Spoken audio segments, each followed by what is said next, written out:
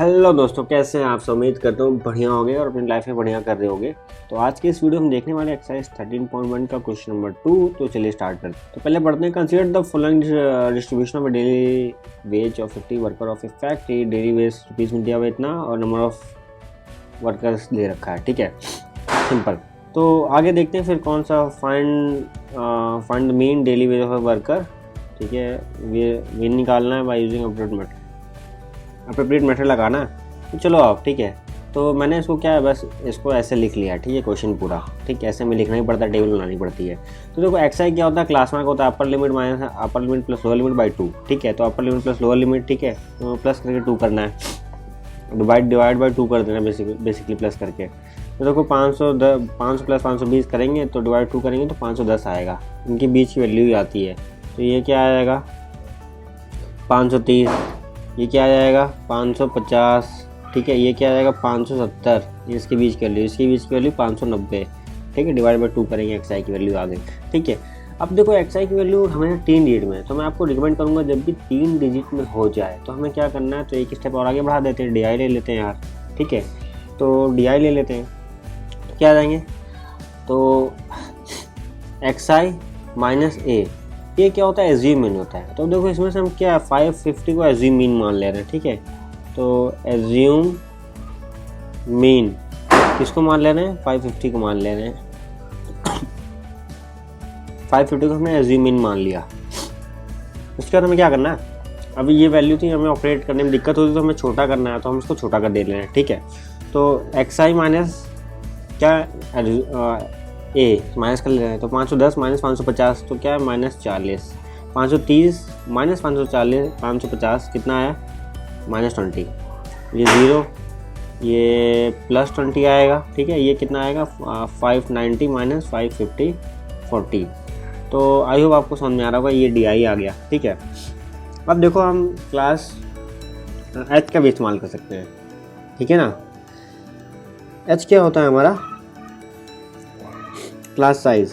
ठीक है, तो देखो ध्यान से कि अगर मल्टीपल, बेसिकली इसको ऐसे देखना कि अगर कोई एक कॉमन मल्टीपल दिख रहा हो तुम्हें जिससे हम डिवाइड कर सकें और वैल्यू छोटी बना सकें, तो हम क्यों नहीं बनाएंगे। ठीक है, बनाएंगे। ठीक है, तो और देखो डिवाइड कर देते हैं, तो हम एक UI ले लेते हैं। ठीक है, UI ले लिया हमने, तो हमने लिख दिया DI/20। कोई दिक्कत नहीं, उसको हम छोटा बना दें ताकि कैलकुलेशन आसान कर सकें। हम कर रहे हैं, तो देखो अब मैंने क्या DI की वैल्यू क्या -40 थी, बाई डिवाइड किया तो -2 आ गया, ये 1 आ गया, ये 0 आ गया, ये 1 आ गया, 2। अब देखो ऑपरेट करना कितना आसान हो जाएगा। ठीक है, तो अब देखो ये छोटी वैल्यू आ गई, तो ये FI वैल्यू ये रही काम की और अपनी रही ये रही काम की। ठीक है, तो FI UI, ठीक है, ये ले लिया, मल्टीप्लाई करते हैं तो ये 24।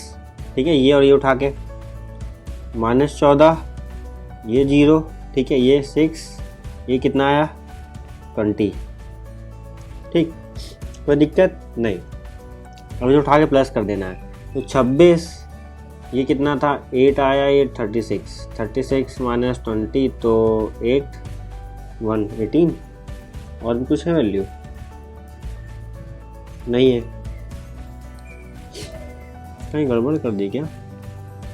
हाँ, ये 20 नहीं 26 से दोनों को ऐड करेंगे ना, तो यहाँ 12।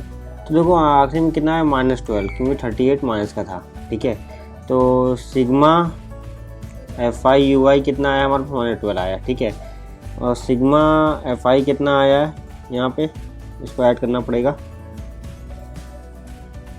तो इसको इसके साथ ले आते हैं। ठीक है, इसको इसके साथ ले आते हैं, इसको ऐड करें तो आया 50।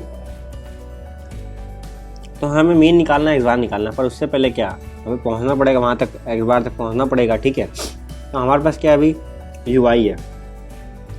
ठीक है, तो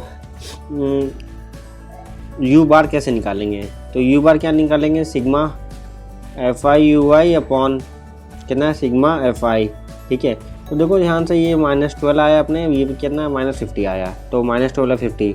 ठीक, अब देखो उसके बाद हमने क्या किया था, अब हमें UI निकल गया, अब DI पे जाना पड़ेगा। ठीक है, तो हम DI पे जाएंगे, कि हमें एक्स बार चाहिए ना, टोटल मीन चाहिए ना।